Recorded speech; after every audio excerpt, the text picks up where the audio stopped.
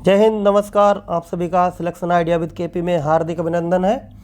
आज हम लोग अध्ययन करेंगे हिंदी प्रैक्टिस सेट 20 का, जो कि 20 महत्वपूर्ण प्रश्नों के साथ है। पहला प्रश्न है हमारा, ने का प्रयोग किस कारक के साथ होता है।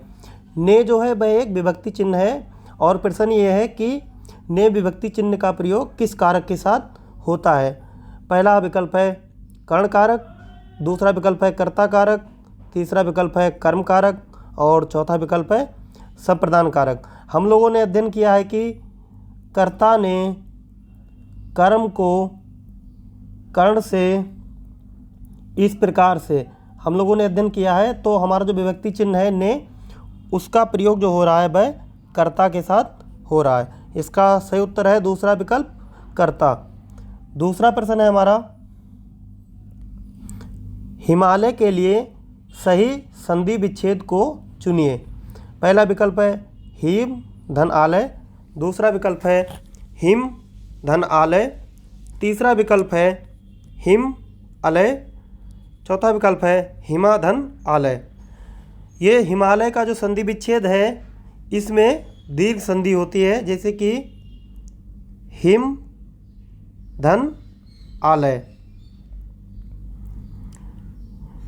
प्रथम शब्द का अंतिम वर्ण और द्वितीय शब्द का प्रथम वर्ण के साथ संधि का मेल होता है और इससे मिलकर दीर्घ संधि का निर्माण होगा, और ये हो जाएगा हमारा तीसरा विकल्प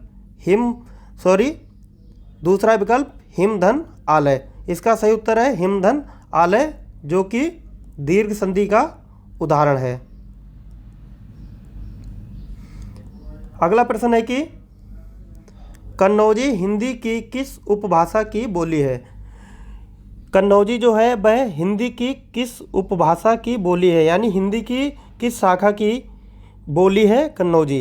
पहला विकल्प है पश्चिमी हिंदी, दूसरा विकल्प है पूर्वी हिंदी, तीसरा विकल्प है पहाड़ी हिंदी और चौथा विकल्प है राजस्थानी हिंदी। इसका सही उत्तर है पश्चिमी हिंदी। जो हिंदी की जो एक शाखा है पश्चिमी हिंदी, इसी की बोली है कन्नौजी। अगला प्रश्न है कि उसने पढ़ लिया होगा। उसने पढ़ लिया होगा कैसा वाक्य है। पहला विकल्प है विस्मयवाचक, ये नहीं है। दूसरा विकल्प है संदेहवाचक, इसको देखा जाएगा। तीसरा विकल्प है प्रश्नवाचक, ये भी नहीं हो सकता। चौथा है आज्ञावाचक। चूँकि वाक्य में विस्मय नहीं हो रहा, यानी विस्मयादिबोधक का प्रयोग नहीं हुआ है, इसलिए वाक्य में विस्मयवाचक नहीं हो सकता। संदेहवाचक होगा क्योंकि उसने पढ़ लिया होगा, वाक्य में डाउट है, यानी कि क्रिया के पूर्ण होने की संभावना जो है वह सिर्फ जताई गई है, लेकिन पूर्ण रूप से क्रिया को स्पष्ट नहीं किया गया। और प्रश्नवाचक नहीं हो सकता, आज्ञावाचक भी नहीं हो सकता। इसका सही उत्तर है दूसरा विकल्प संदेहवाचक।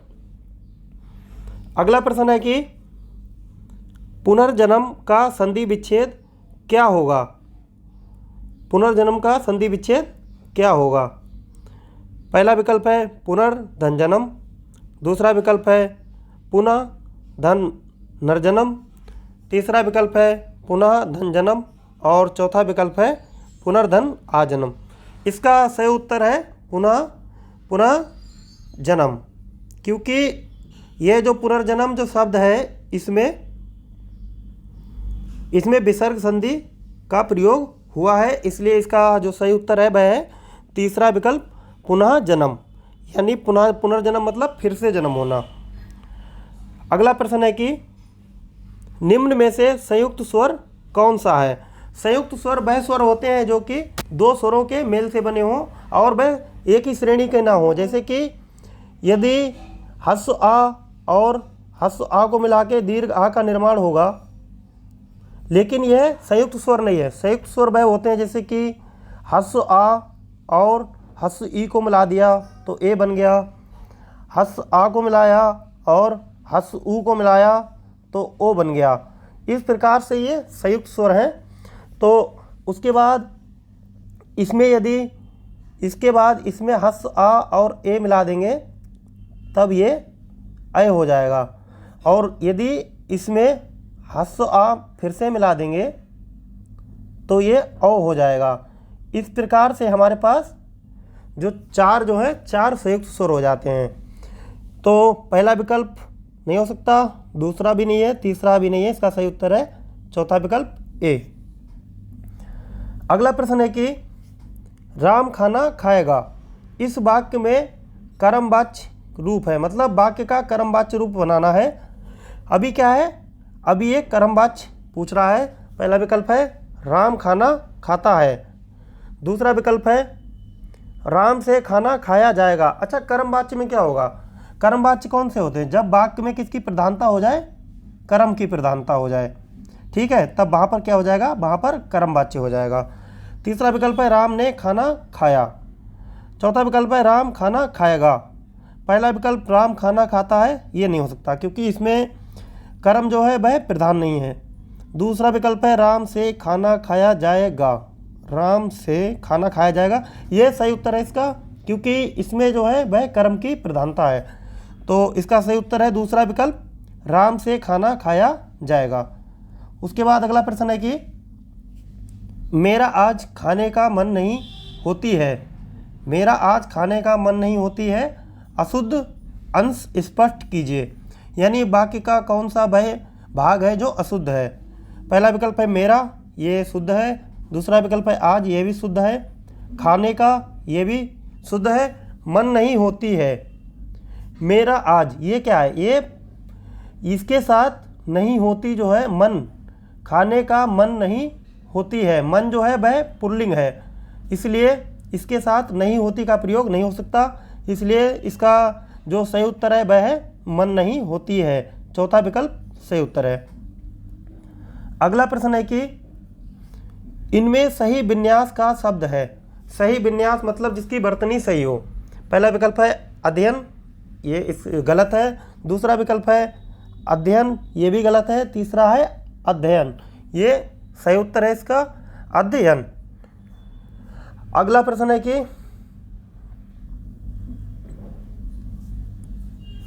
अनुस्वार का सही चिन्ह है। अनुस्वार, दो जो बिंदु रूप प्रयोग होते हैं हिंदी में वह दो होते हैं, एक होता है अनुस्वार और दूसरा होता है विसर्ग। विसर्ग जो है वह दो डॉट के रूप में प्रयोग किया जाता है और अनुस्वार जो है वह एक डॉट के रूप में प्रयोग किया जाता है। अनुस्वार जो है वह शब्द के ऊपर एक बिंदु के रूप में प्रयोग किया जाएगा, लेकिन विसर्ग जो होता है वह जो वर्ण होता है वर्ण के बाद दो डॉट के रूप में प्रयोग किया जाएगा उसके समानांतर। पहला विकल्प है स्वर के पहले दो बिंदी, ये गलत है। दूसरा विकल्प है स्वर के ऊपर चंद्र बिंदु, ये भी नहीं हो सकता। तीसरा विकल्प है स्वर के आगे दो बिंदु, यह हमारा विसर्ग होगा, इसलिए इसका ये उत्तर नहीं है। चौथा विकल्प है स्वर के ऊपर एक बिंदी, यह इसका सही उत्तर है। स्वर के ऊपर एक बिंदी जो होती है वह अनुस्वर कहलाती है। उसके बाद अगला प्रश्न है कि चतुर विद्यार्थी से प्रश्न पूछो। चतुर विद्यार्थी से प्रश्न पूछो वाक्य में विशेषण है। विशेषण क्या होते हैं, विशेषण वह शब्द होते हैं जो संज्ञा अथवा सर्वनाम की विशेषता बताएं। वाक्य में संज्ञा या सर्वनाम की विशेषता बताने वाले शब्दों को क्या कहते हैं, विशेषण कहते हैं। तो पहला विकल्प है इसका विद्यार्थी, जो कि खुद एक संज्ञा है। दूसरा विकल्प है प्रश्न, ये इसका उत्तर नहीं हो सकता। तीसरा विकल्प है चतुर, विद्यार्थी कैसा है, चतुर है, इसका सही उत्तर है तीसरा विकल्प चतुर। अगला प्रश्न है कि चंद्रगुप्त नाटक के रचयिता कौन है। चंद्रगुप्त एक नाटक है, पूछ रहा है कि उसके रचयिता कौन है।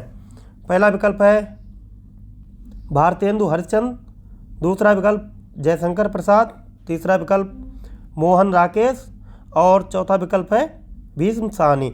इसका सही उत्तर है जयशंकर प्रसाद। चंद्रगुप्त नाटक के रचयिता कौन है, जयशंकर प्रसाद। अगला प्रश्न है कि गोधूम जो शब्द है वह कैसा है, तत्सम है, तद्भव है, देशज है या विदेशज है। इसका सही उत्तर है ये तत्सम है। इसका जो तद्भव रूप होता है गोधूम का जो तद्भव रूप है वह हो जाएगा गेहूं।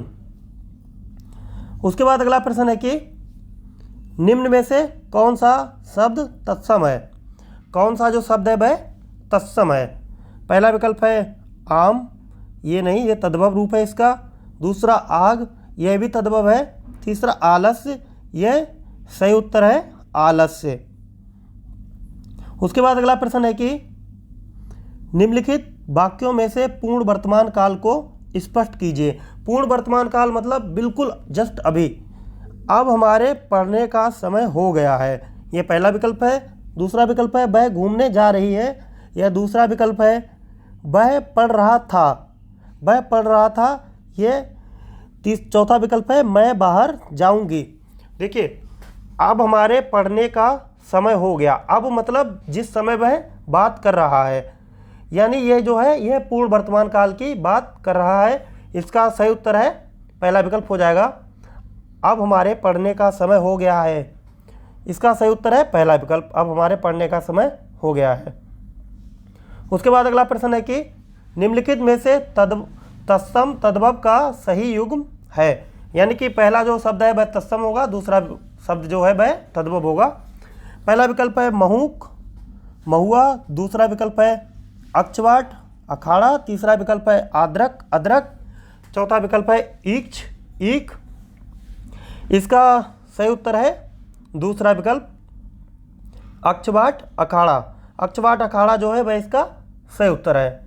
उसके बाद अगला प्रश्न है कि उत्थान का निम्न में से कौन सा सही विलोम शब्द है। इसका पहला विकल्प है पतन, दूसरा विकल्प पातन, तीसरा विकल्प है पतान और चौथा विकल्प है पाटन।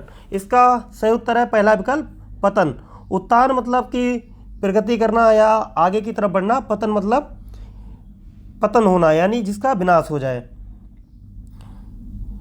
अगला प्रश्न है उसके बाद रिक्त स्थान की पूर्ति कीजिए।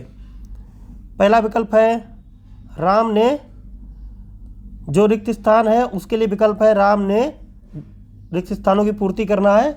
चित्र, दूसरा है बच्चे, तीसरा है तस्वीर और चौथा है घोड़े। देखिए, राम ने रिक्त स्थान पूर्ति फिर देखी, यानी यहाँ पर जो रिक्त स्थान की जगह पर आएगा वह स्त्रीलिंग शब्द का प्रयोग होगा। लेकिन चित्र जो है वह पुल्लिंग है, बच्चे हैं वह भी पुल्लिंग हो जाएगा, तस्वीर जो है वह स्त्रीलिंग है, इसलिए जो तीसरा विकल्प है तस्वीर वह सही उत्तर हो जाएगा। यहाँ पर स्त्रीलिंग शब्द का प्रयोग किया जाएगा। उसके बाद अगला प्रश्न है कि कौन सा जोड़ा समरूपी भिन्नार्थक है। पहला विकल्प है मतलब जो शब्द हैं उनके अर्थ अलग अलग हों। पहला विकल्प है अवधि, दूसरा अवधि। अवधि मतलब समय होता है और अवधि क्या है, एक भाषा है। दूसरा विकल्प है अनुचर और नौकर। तीसरा विकल्प है आदि और अंत। अनुचर मतलब भी नौकर होता है और नौकर का मतलब भी नौकर होता है, यह समान अर्थ हो जाएगा।